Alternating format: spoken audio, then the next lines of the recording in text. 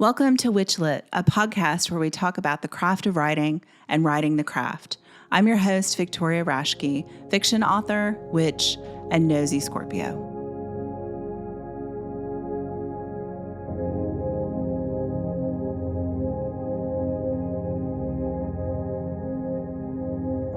Enfys J. Book is a non-binary bisexual clergy member within the Assembly of the Sacred Wheel and the High Priest of the Fellowship of the Ancient White Stud Coven near Washington, D.C. Enfys has been studying Kabbalah since 2012 and teaching classes on magical practice since 2015. Enfys's passions are Hermetic Kabbalah, tarot, and the intersections between queer identities and magical practice. Their blog, Major Our Queerna, covers topics about queerness and magic with a focus on Kabbalah. They are the author of Queer Qabala, Non-Binary, Gender Fluid, Omnisexual Mysticism and Magic, which is available for pre-order now and will be released this summer by Llewellyn. Enfys loves to travel, is a voracious reader, and enjoys indoor rock climbing, yoga, and performing with the Misbehavin' Maidens, a musical group focused on sex positivity, feminism, lifting up the experiences of people in the queer community, as well as nerdy comedic fandom references. Enfys J. Book, welcome to WitchLit. Thank you, Victoria. It's great to be here. Oh, I'm so glad you could be on here. And one of the things that we cannot show in a podcast that I would love to is how beautiful the cover of your book is. Oh, I'm so pleased with it. You know, it's my first time getting published and I had no idea what to expect. I gave some ideas to Llewellyn and they came up with this absolutely gorgeous design. Yeah, it is much. A stunner. I was really pleased when I found it. So that'll be in all the social media stuff and people should go pre-order it and they'll see the cover there. So highly recommend. But let's jump into questions. So why write? I feel like for me in this current chaotic era that we live in, there is a beauty to being able to communicate with a lot of people asynchronously. So I am saying the words when I want to say them, or writing them in this case, and people can read them whenever they want and how frequently they want. It's one of, I think, the wonderful things about books is that you can really go at your own pace and decide what you want to read. You can skip around, it's the ultimate self-guided educational experience. So for me, I really leapt at the opportunity to be able to share Queer Qabala with people in a way that they could engage with on their own terms. Great. And I mean, I've been reading it as a ebook ARC or, early advanced copy. And all I can think about is how much I want a paper copy. So I can go in and make notes and flags and do all kinds of stuff. It's just, there's so much information there. So what was your same thing? Yeah, I'm not precious with books that are packed with information. Same. So what was your writing journey for this book? And I guess in general, like, have you always been a writer or was this really the first big writing project?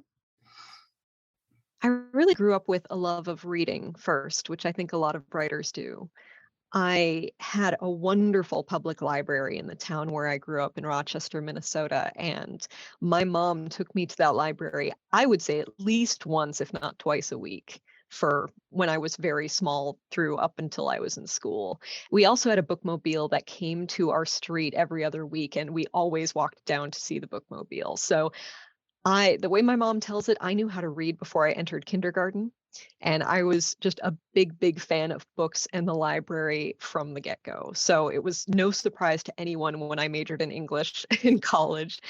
And I did a writing emphasis for that because, I really enjoyed crafting stories and learning about things and crafting essays and things like that. So that was kind of a natural thing for me. And in my post-college life, writing didn't really come back to the fore for me. I started blogging a bit back in kind of the mid first decade of the 2000s. And then I went and joined this pirate band, which you mentioned in the intro, the Misbehavin' Maidens, where I got into songwriting. And then I got back into blogging after probably a decade hiatus with majorouqueerna.com at the end of, was it the end of 2020? Yeah, it would have been basically, I think it was New Year's Eve 2020 when I got that URL going. So yeah, And actually, I need to check that now that I think of it. I'm like, was it then or was it 2019? I It all believe it was the end blurs. of 2020. It all what is time? Yeah. I mean, the last Any way around it. 2-3 years, all 1 year. It's Exactly. 36 months Exactly. long. So then I got back into blogging and then it became a book. So that's kind of been my writing journey. Great. So what did getting this book published look like for you? Did you shop the book or did someone reach out to you? How did that work? This was a brand new experience for me, and I have been following author Twitter for long enough that I had some idea of what publication was like, but mostly I followed novelists. So I really had no idea what the world of publishing was like for nonfiction. I didn't know how hard it would be to get a book deal, if being brand new and unknown would be tremendously difficult. I think for me, it started out with the blog posts. I did a whole series on queering the individual spheres of the Kabbalah, and a couple of posts and a class on how Kabbalah as a whole is queer. And from there, one of my mentors said, you should really turn this into a book. And I thought, oh, maybe in 5-10 years, I don't know nearly enough about the subject to do it now. But then lockdown happened in March of 2020. My band stopped performing. I suddenly had time. And I thought, I could at least get started on a book now. Who knows where it's going to go? But when it ultimately kind of came together, once I was about halfway done, I put together a proposal and shopped it to the two, I think what are the two biggest pagan publishers, which is Weiser and Llewellyn. And after some back and forth, Llewellyn came back with a book deal, and I said, okay, that sounds great. So I was completely blown away, just like, oh, wow, I can actually make this a thing. I had visions of having to self-publish because I thought, I don't know, nobody knows who I am. This is a whole new thing. But no, the subject matter was interesting enough and no one had tackled it in book form yet. So there was definitely an interest in that. Mm-hmm. Yeah, that's exciting. Well, and I mean, I think that is key. It seems like, especially the nonfiction realm, either to have such a niche or to already have such a huge platform about what you're talking about. Like, seems like it's a little easier to get your foot in the door with that. But I'm glad Llewellyn was interested. I mean, that's exciting all by itself that there was a publisher interested in this topic in this book. And so that's pretty cool. Yeah, it's a niche within a niche, and I just had no idea if it would be too niche to sell. Like I like to think there's enough market for this among people who maybe have just some curiosity about Kabbalah, but they've always been put off because maybe it seems too patriarchal, too cis heteronormative. And, maybe folks who've been Kabbalists for a long time, but they're just like, there's parts of this that don't really speak to me. So hopefully that constitutes enough folks that the book will do well. I did have one really cool thing with writing this book I wanted to share as sort of a hack for other writers, because this is what got me through to the finish line.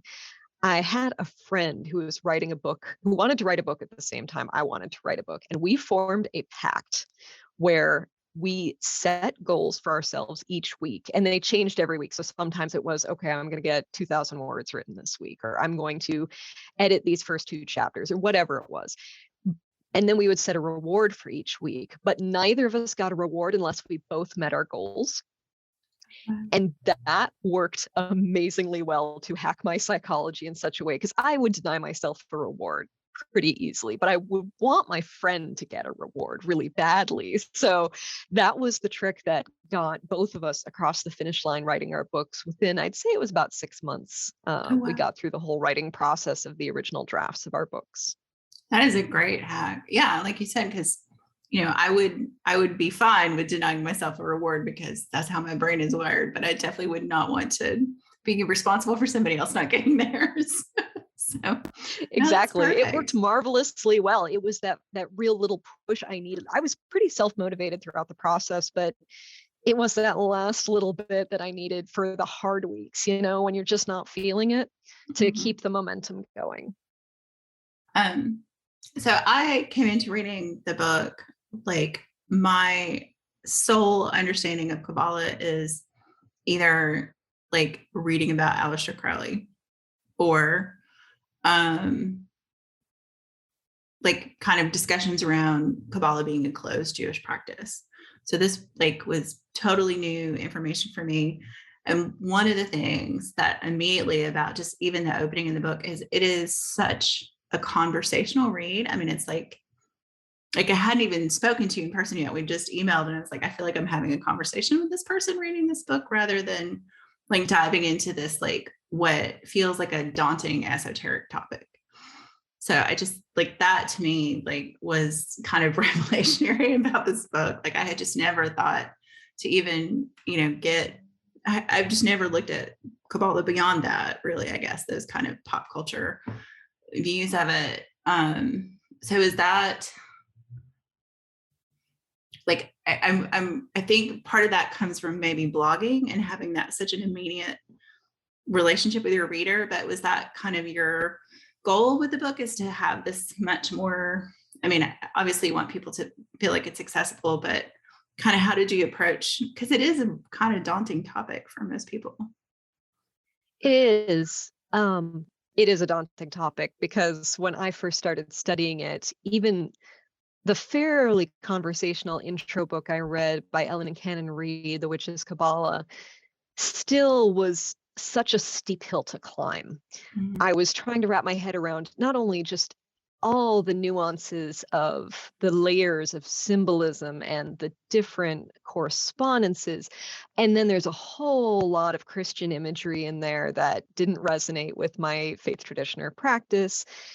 And it can be a really heady, complicated academic subject, but the actual experience of Kabbalah is not that. It's something that you feel as much as you study, which was actually a really hard lesson for me to learn because I intellectualized it so much at the beginning that it just kind of spun me in circles. But when I got kind of down to how would I tell somebody about this? How do I teach my coven about Kabbalah? I found that my own words worked a little bit better than the quotes I was reading from books to them, where it's like, this is a really heady, interesting quote that you're going to unpack for about 6 months because there's so much information in this one sentence from this book, and it's great, but it's not what makes it click for people. So for me, it was really important not only to have a conversational tone, but to work in, a little bit of that bloggy voice, a little more of that approachability, and even the occasional reference to Mystery Science Theater 3000 or Squirrel Girl, because that's how I would want to learn about Kabbalah. And I hadn't found a book like that yet. Doesn't mean it doesn't exist. I just haven't read it. Well, and I think, you talk about the Kabbalah and like kind of this visual image we have of it, but thinking about it, as you refer to it, as like a filing cabinet for like the knowledge that's developed over the years, like it totally made sense then that you would talk about pop culture, you would talk about these other things that slot into that information. And as you said in the book, build on each generation's understanding of this tool or way of looking at things, or, that you can talk about it in a lot of those ways. But I don't know, it was just like, it was kind of a revelation, honestly. Like I just never even thought it was a topic I was that interested in. And now I'm like, I desperately need this book to come out in paper so I can read it the way I want to read it. So.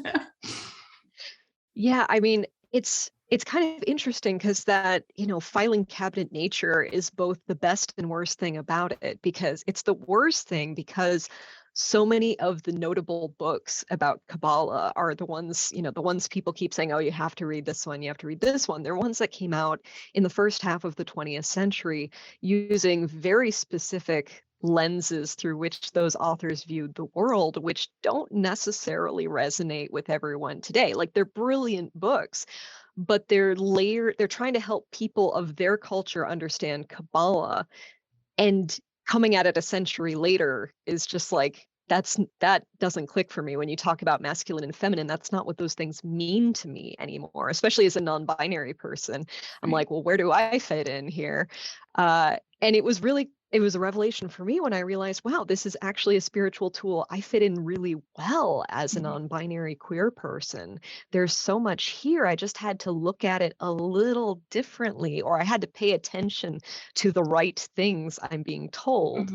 And suddenly it all opened up. And once I started pulling that thread, it just kept going. And I Yeah. just found so much delight in it that I'm really excited to share it. I even made my own Steven Universe Kabbalah. I commissioned an artist, and I wish we could have put this in the book, but we can't. But Right. it is on my blog if anyone wants to see it. But I commissioned an artist to draw it with the characters that I thought went with each of the spheres.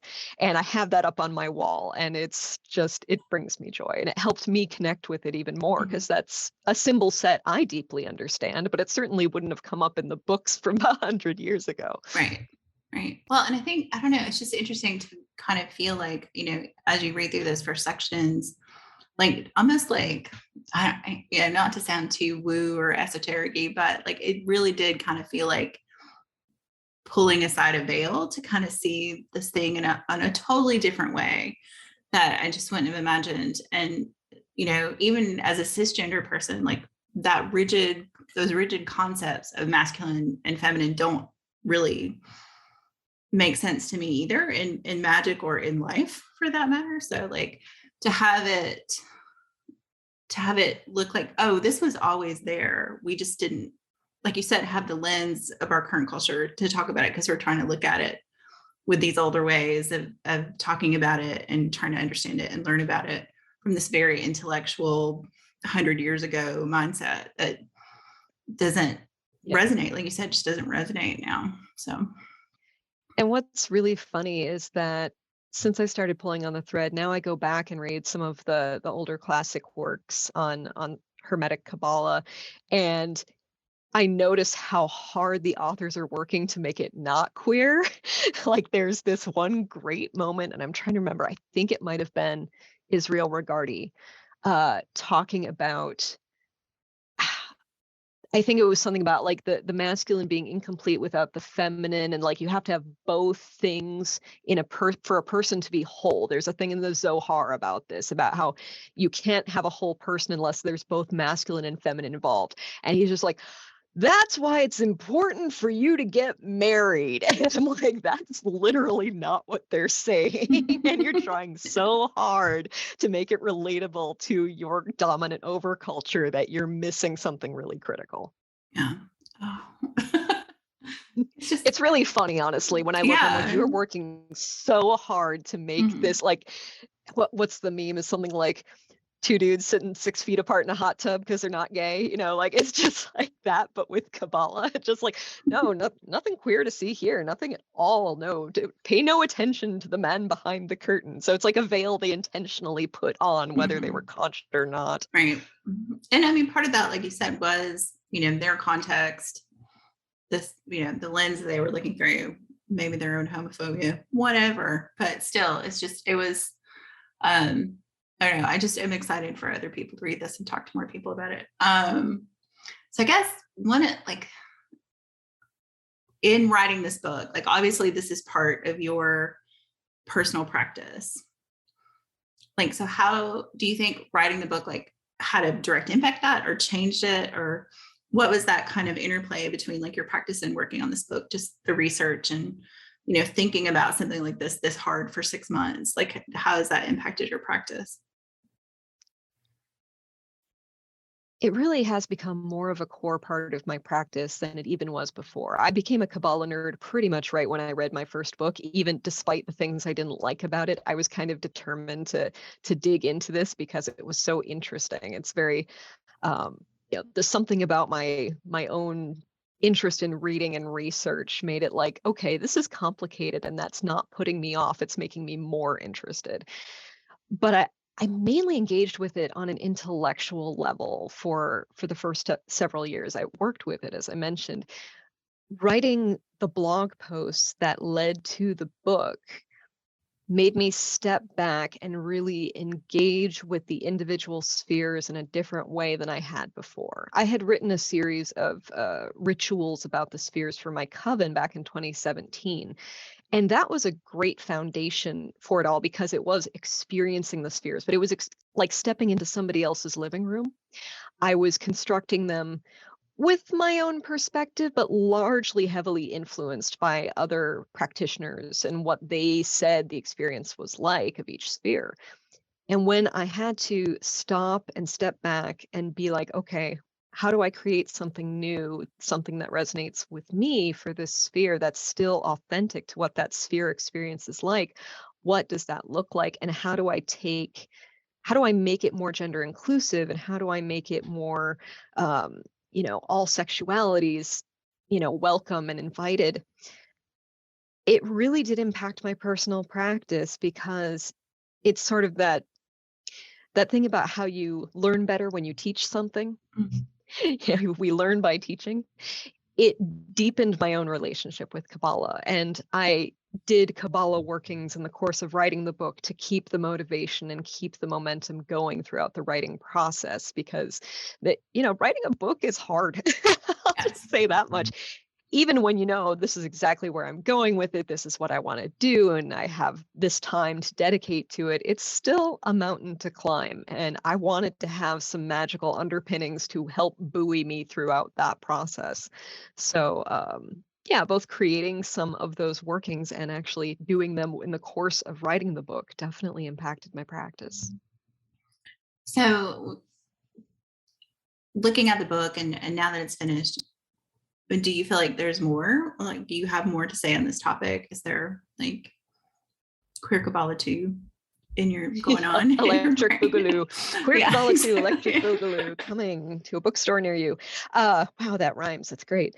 I have an inkling for what the second book would be about Queer Qabala. And I'm just at the very beginning of kind of diving deeper into that Mhm. aspect of Kabbalah. So I don't want to give away too much because it may Yeah. change completely down Well, the yeah, road. exactly. So, But there are certain aspects of the tree that didn't get mentioned in the interest of brevity for the first book, and in the interest of being more of an overview than a nitty-gritty, here are all the bits and pieces mhm. kind of approach. So yeah, there's definitely more I have to say on the project and on the subject. It's just a matter of, will it become a book? I don't know for sure. I Mhm. haven't started putting pen to paper on it, but I have started, at least digging into the aspects that I'm interested in. Right.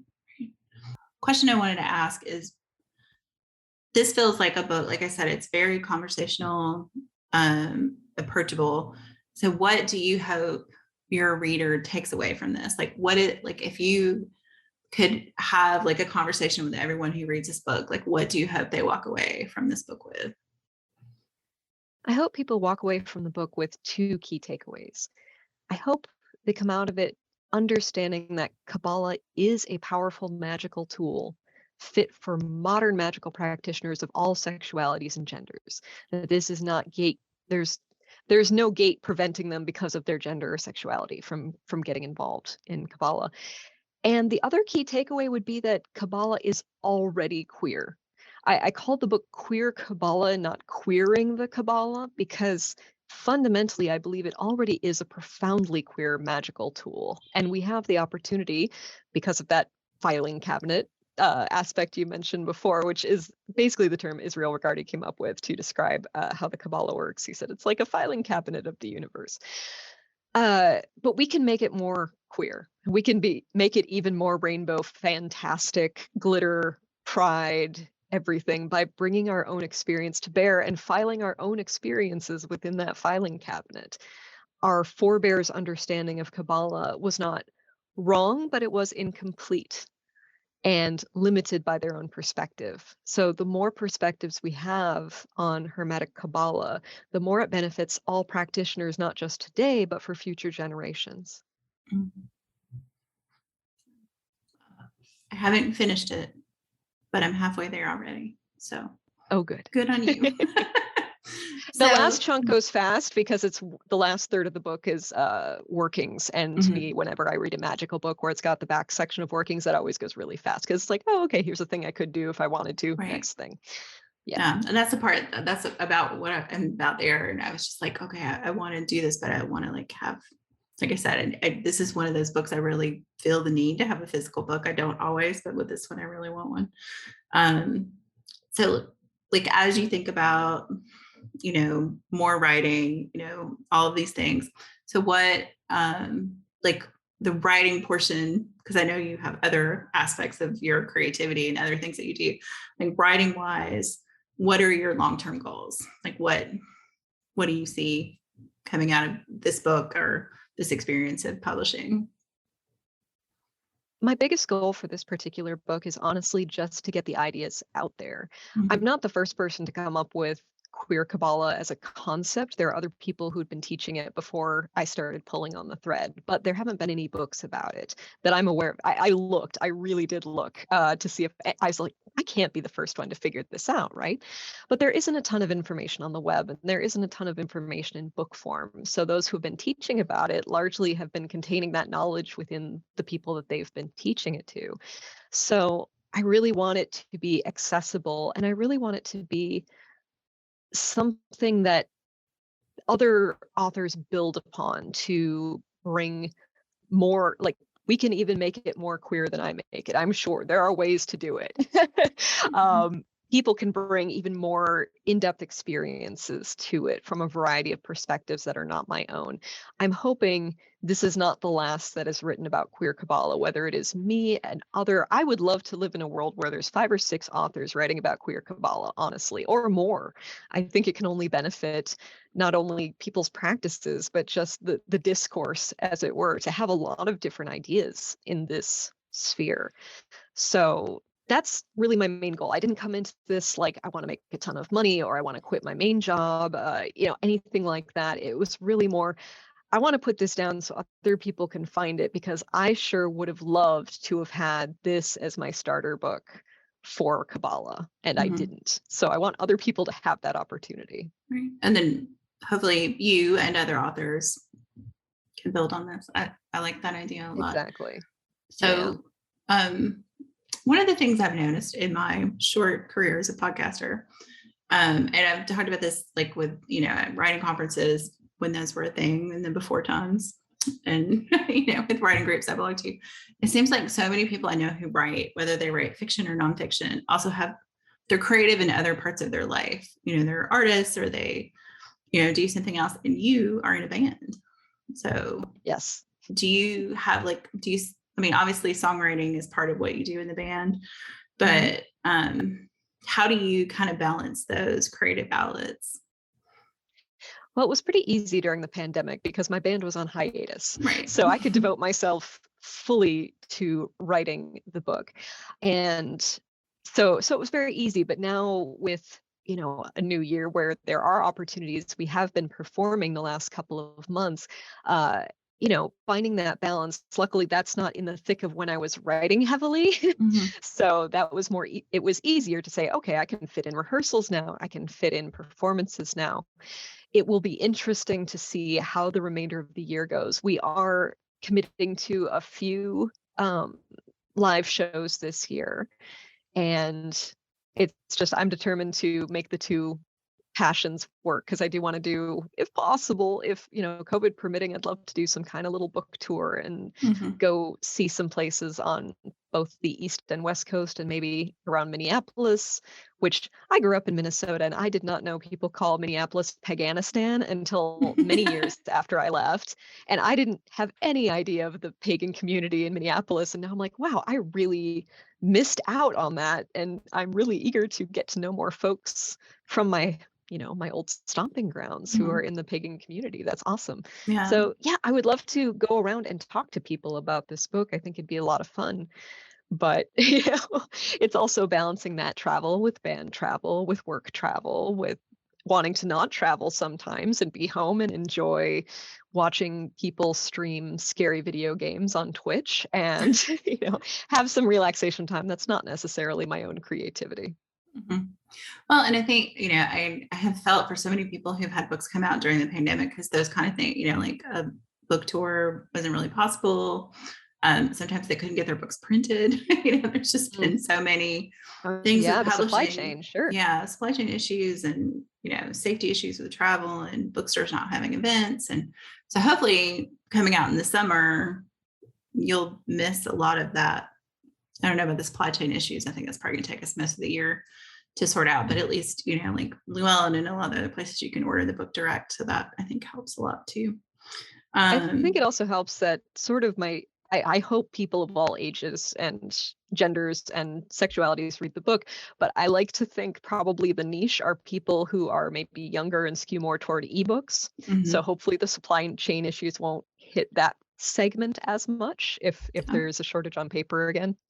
That is But we'll definitely see. an advantage of ebooks. Has been an advantage of ebooks for us, and people could get them from the library when they couldn't go to the libraries when they were closed. So I think that's been really nice. Exactly. Is there an But audiobook of the book too? I don't believe so. That's fully out of my hands. That's a Whether there's an Llewellyn thing. audiobook or not is a Llewellyn decision. Yeah. Mhm. And we haven't talked about it. So I tend to doubt it for at least the short term. I wouldn't see that Yeah. happening. I could Which hear is a it bummer because almost.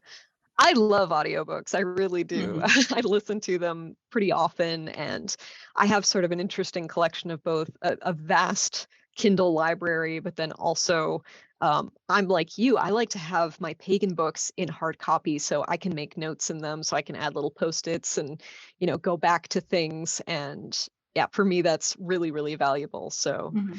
but those are the only books I really like to have in hard copy. It's just those and cookbooks. I really want to have hard Same. copy. Oh yeah, Everything else, I'm cookbooks. fine with it being electronic. Yeah.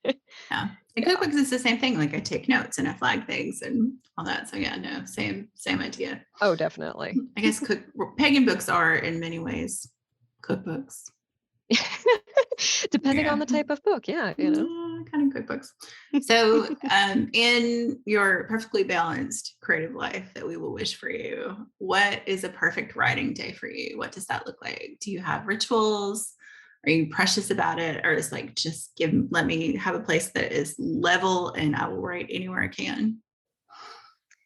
For me, how it ended up working out for writing this book, which, at least one thing I've learned from author Twitter is that writing every book is a fresh start and you have to learn how to write the book that you're writing. And every book is different. So I don't know if this will hold true for future books, but for me, I was writing in the evenings on the weekends because I do have a day job. And if I had 3 to 4 hours of uninterrupted time, that I could sit down and just completely hyper focus on the book, that was perfect for me. And that's about as long of a sprint as I want to go for one Mhm. sitting. When I got into edits, I ended up taking a little bit of time off my day job so I could focus on the edits and did have like 8 to 10 hour edit days. And that was a lot. And I was very drained by the end of that. So for me, if I can work in 3 to 4 hour bursts, that is about where my max creativity is. And I do tend to Mhm. work pretty well in the evening. I'm much more of a night owl than an early morning person. I know a lot of authors who get up super early to write, and I cannot do that. I've always admired those folks, but I'm not one of them either. Yeah, I am Yeah, evenings, the same. afternoon, evening kind of writer. I sometimes in the Mhm. morning, but like not early, like 10 o'clock morning for me. So, Yeah. but Yeah, some of yeah, my author friends get up at like 5 in the morning to write before their day job, and I'm like, no, no, I not mean, I gonna happen think, for me. yeah, I think, and most of the people I know who are really early morning writers, so you said they have a day job or something, and that is the time they can have alone because they either have families or, responsibilities in the evening that preclude them being able to do when they get home from work. So that is the time they can carve out, and that's the time they make it happen. My brain just doesn't work that early in the morning, so would not Yeah, happen. same. I'm not fully booted up till about 10 in the morning usually. Same. But yeah, I think if I had like 3 to 4 hours to work, between 2 and 9 p.m. is Mhm. about my peak creativity hours most of the time. That would be ideal for me. And then to have time after that to relax and decompress before I have to switch gears to something else. Mhm. Did you have to do a lot of research kind of in addition to what you've already learned through your study to finish Oh the book? yeah.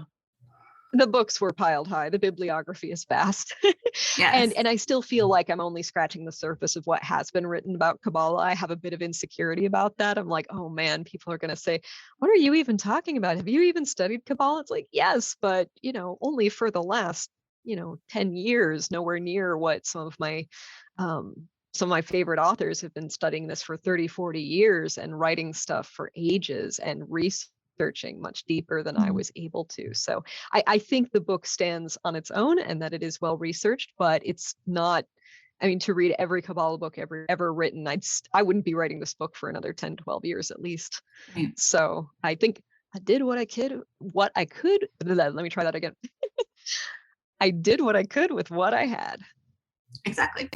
Now, so like for writing and research, did you find one easier or more enjoyable than the other, or a balance? If anybody ever says, no, I loved editing the best, I'm really going to wonder about them, but that person probably exists.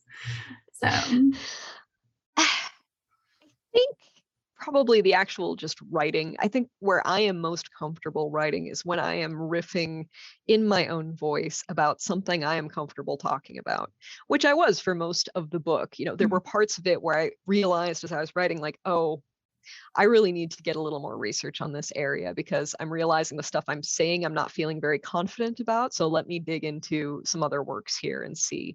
And I had, in addition to my goals for writing each week, I also had reading goals for each week and plowed through a ton of books in the process of writing this one, like way more books than I usually read in a year.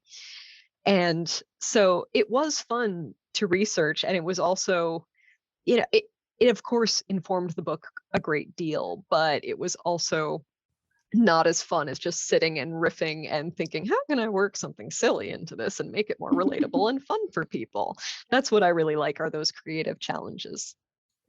yeah, I think that's kind of where the magic is for me too. Like for a long time, I kind of kept like magical practice and writing separate in my head. They were like separate buckets. And I don't know, in like the last few years, it's just been like, oh no, those are the same bucket. It just, and when it's fun is when you really feel it. I think you're right. That's really the joy in writing, is when you just are off and look up and you realize you've been like on a seam for like an hour. So Yeah, when I got to, I wasn't originally going to write a chapter about Dot, the sphere that isn't a sphere and is but isn't there. I call it Schrodinger's sphere because it's kind of like Schrodinger's cat, like it's alive and dead at the same time. And I wasn't going to write about it because I didn't do a blog post about it, was the short version of why. And, the Kabbalah works are very clear that, there are 10 spheres, not 11. It's not a sphere. And a lot of Kabbalah books don't talk about it in any degree of depth. But I just was like, oh, I wonder if I have anything to say about this. And I looked up 3 hours later and I'd written about 2,000 words on it and thought, oh, I do have things to say about this. That is something I do have a lot to say about, and discovered I had things to say about it as I was writing, which was really cool. I love that experience. and that is one of the high points, I feel like, of writing. I think we've talked about a lot of things. So I guess one of the questions that came up for me in the intro, and then we've touched on this a little bit, but I think there's kind of probably a misunderstanding with most people about like kind of the Western esoteric Kabbalah and Jewish Kabbalah. And you address it in the book pretty early on, but is that something like, have you really anticipated people having questions about that? Or like, what is, because I think, especially in conversations about cultural appropriation and stuff, I've heard lots of conversations with people like, oh, no, I've kind of stepped back from these kind of Western esoteric traditions that evolved out of these things. But really from this, like I said, I'm still a noob in this schedule, but from the way you describe it, they really are separate things at this point. Yeah, and it's, of course, a very dicey subject. And I did anticipate people having questions because I'm on Tumblr, I'm on Twitter. I have seen some of the capital D discourse about, there's a lot around magical traditions in general right now and cultural appropriation. It is the big conversation. And honestly, one could write an entire book about cultural appropriation in Kabbalah. And specifically about the Golden Dawn, which did most of the modern formative work on Hermetic Kabbalah, as we call it. But my understanding, and of course, this is open to disagreement, but from my research, it does seem that the two different threads have evolved over centuries in terms of approach to Kabbalah. Actually, more than two. There are many different approaches, but the Jewish mystical tradition is a devotional practice. And as you alluded to, it's generally understood to be closed not only to non-Jews, but within the Jewish tradition, typically you've had to be a man over 40 who is married before you can study it. I am not the foremost authority on Jewish Kabbalah. I could not write a book on it, and am very clear in the beginning that this is not, like, other than saying that they share common roots and a lot of common symbolism, that's not something I'm qualified to write about. So my standpoint, my perspective is on Hermetic Kabbalah, which actually has been part of a mystical tradition going back at least to the 1600s. We have some evidence that a variety of different faith traditions were working on Kabbalah together in Spain in the 1600s, and just kind of developing what we now know as the Tree of Life glyph came out of some of that work. And there is heavy overlap, and sometimes it is very difficult to disentangle what is, Jewish Kabbalah, what is Hermetic Kabbalah. We can't talk about Hermetic Kabbalah as being its own complete entity. It was definitely heavily influenced by Jewish tradition. So in some ways, yes, it does borrow from there. And there are aspects of it, like there are Hebrew letters that go with all of the paths. There are Hebrew names to the spheres. And some of the understanding about how the tool works is part of the Jewish tradition and cannot be fully appreciated or understood as someone who is non-Jewish.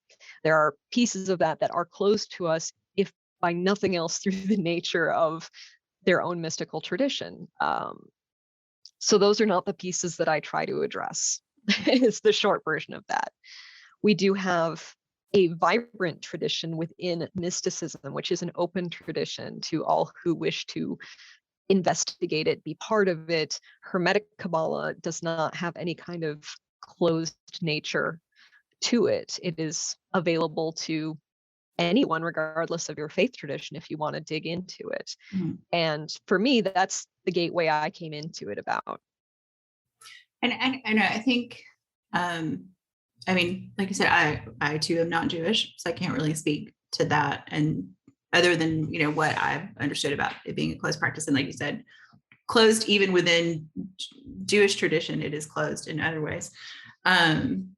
It seems like to me, like the more important conversation, I'm going to hedge there. I don't know that it's more important. One of the conversations that we have about cultural appropriation is sometimes it is cultural mingling, like you said, like, this history in Spain and previous to that.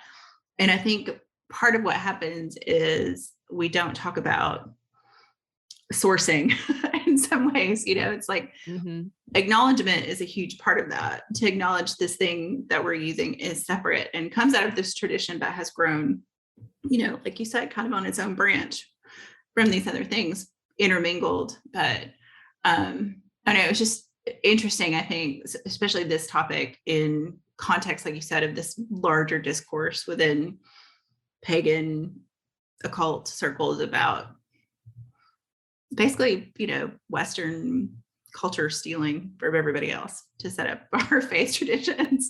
So I think it's an interesting conversation, but I thought you handled it really well in the book, and I suspect it's going to be something that will come up again, just I because expect it's so too. part of the conversation. Yeah. So yeah, and I fully respect those who believe that any non-Jewish use of Kabbalah is stealing, is appropriation. That is definitely a perspective, and I can see how people get there.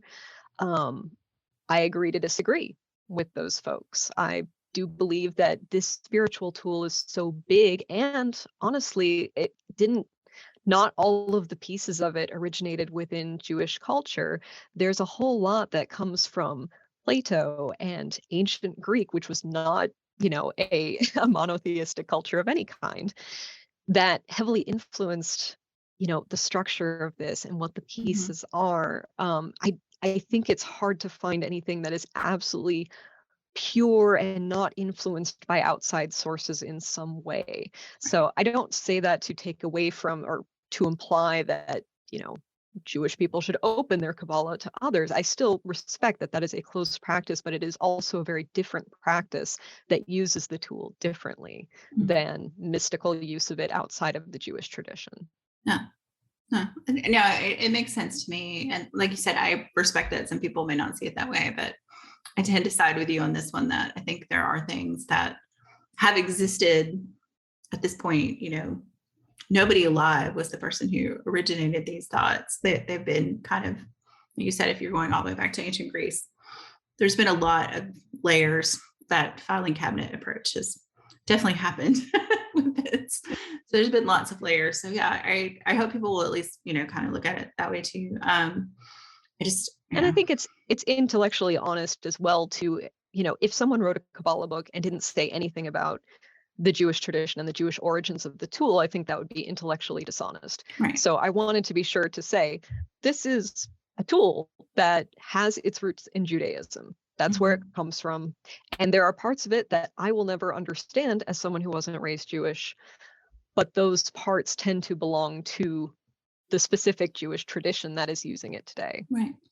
Yeah. And kind of, you said, like, you've acknowledged that, and like, I think there's, it's the right thing to do. And it just also, I think, sets up a better understanding in the long run that there are pieces of this that will be closed. I mean, it isn't like necessarily our position, like my position or your position, to say, well, we're going to gatekeep those issues. It's like, no, that's a cultural thing that is separate.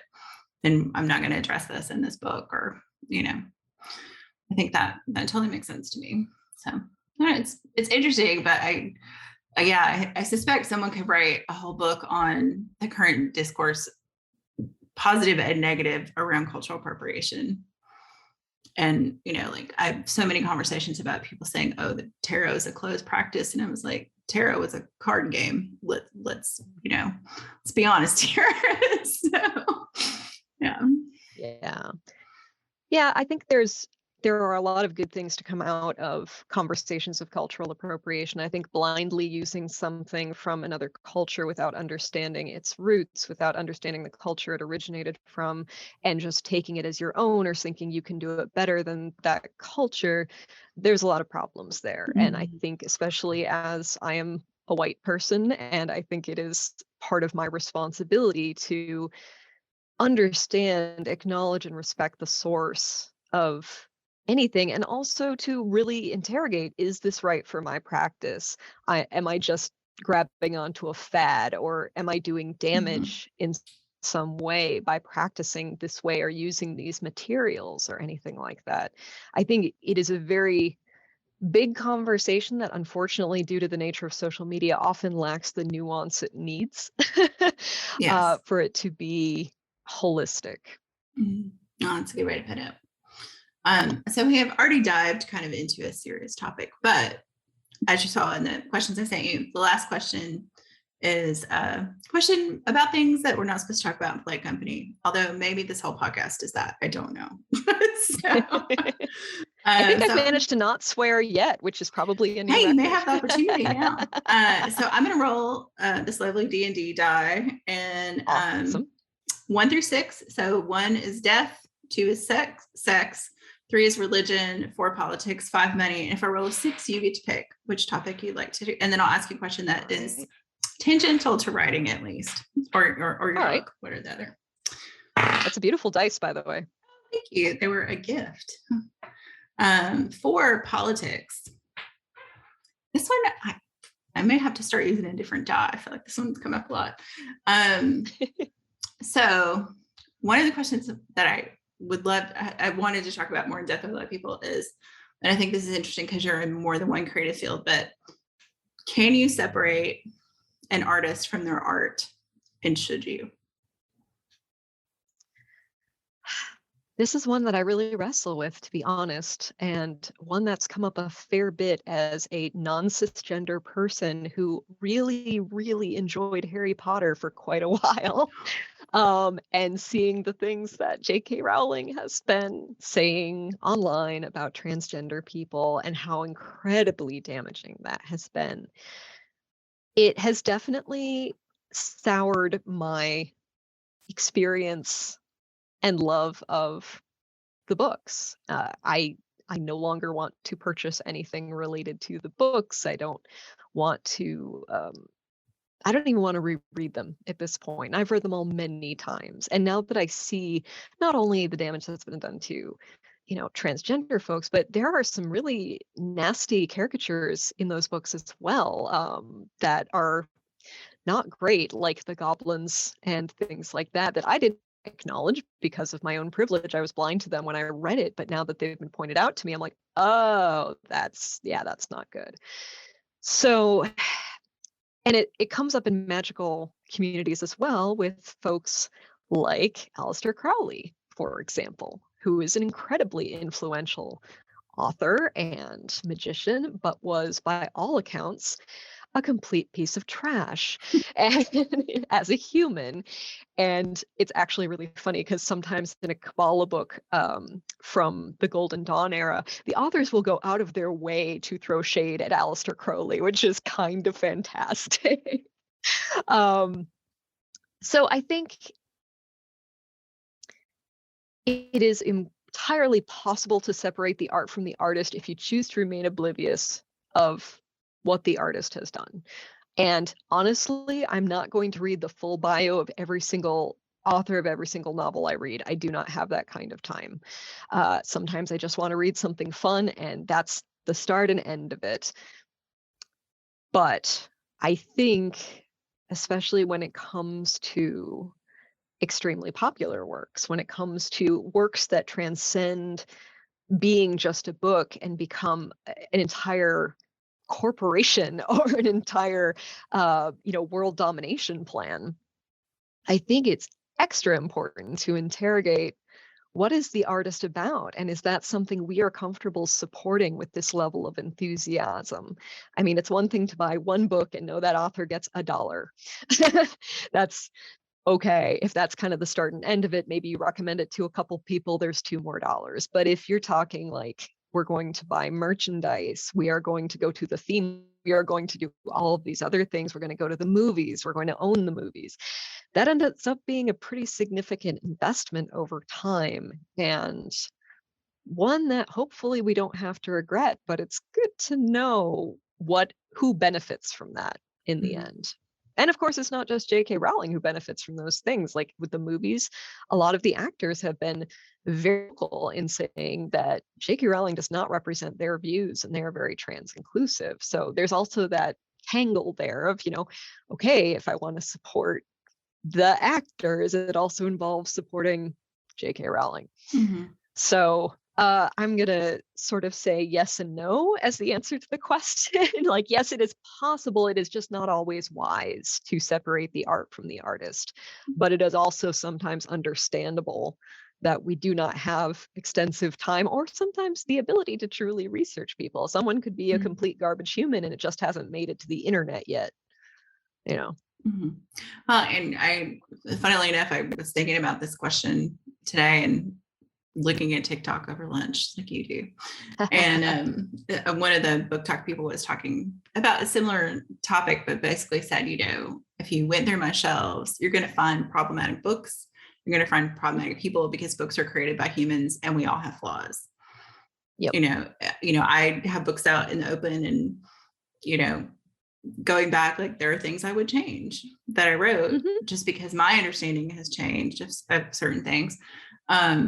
So yeah, I think you're right. I think there is none of us have the bandwidth to investigate every single creator that we interact with. Like nobody has that ability, and humans are flawed and are, going to do things. But yeah, I mean, I'm kind of on the same position. Like if it's like, where am I willing to spend my money? If we're talking about a lot of money, like if I'm going to invest in something, then I probably do want to interrogate it a little bit more. I think you're right. That's there's kind of a line there. Like do I enjoy Picasso's paintings? Yes. Would I give that man a dime if he were still alive? Absolutely not. There's just weird lines like that. And I do think for some people, I've heard the argument that, well, if they're dead and they're not going to get any money out of it, you're not hurting anything. And I was like, yes and no. I think, again, it depends on their level of influence. Like if you continue to recommend and promulgate this person's work and they're super problematic, like I'm not going to go recommend people read Lovecraft, even though I have enjoyed his work. He's super problematic. So it's like, yeah, I think there are lines. Like he's not going to get any of my money at this point, but also I don't know that, that I want that to continue to be a source of information for everybody either. So Well, and also, like a lot of the books I researched for this book and just for my own Kabbalah knowledge in general were written by people who maybe weren't the best human beings. But they still had some good ideas. And this is where it gets a little tricky is I think separating the art from the artist, part of the work of engaging with culture is sometimes we're going to read stuff from different perspectives or from people we disagree with, and that helps us fine-tune our own positions. So what I like to do is write a lot of swear words in the margins when I come across something really homophobic or racist or ableist or whatever, which comes up in these old Kabbalah books. There's you have to do a lot of manual separating wheat from the chaff. But I think if I were writing a book on Kabbalah, having not read Dion Fortune's Mystical Kabbalah, I would be missing a big chunk of, the point. Yeah, not the point, but I would be missing a big chunk. Let me figure out how to say this. I would be missing some of the roots of where better ideas evolved from. And I think it's important from an intellectual perspective to engage with that in certain circumstances. And if I were to say I am never buying any books by any people who've ever done anything terrible, I wouldn't have a lot to read. And, it's that comes back to that no ethical consumption under capitalism concept. And at the same time, you can still vote with your dollars for like particularly egregious things. Or if this person's really racist, I really don't want them to get my money. I think that's completely valid. Mm-hmm. And there's going to be a lot of nuance and a lot of in between because we're all human, like you said. Yeah. Yeah. I like your yes and no answer. I think that kind of has to be. And I think everybody's line between what's on the yes side and what's on the no side is probably going to be a little different. So, yeah. And I think those are the waters we're navigating right now because we're coming out of an era where, I don't know, the artist being part of the art was usually glamorized and it was part of a selling point. Even if they were doing terrible things, it's like, oh, look, that's so exciting. That's going to sell more books because they did this terrible thing, or it's going to sell this movie because they did a terrible thing.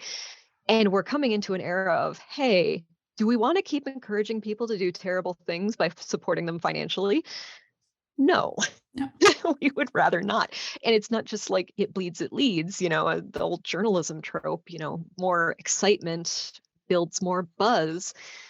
We do want to support people who we want to support, at the end of the day. So it's a very tricky thing to navigate.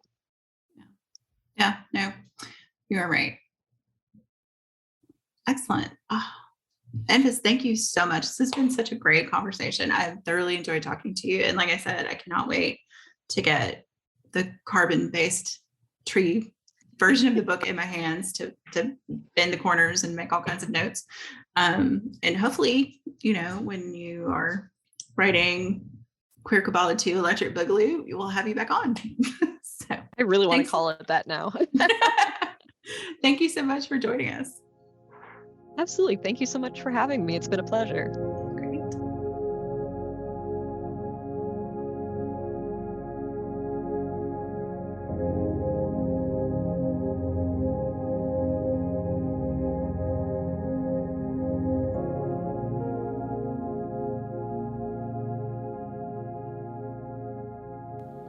WitchLit is a production of Thousand Volt Press and is edited by Keifel A. Agostini, who also designed our logo.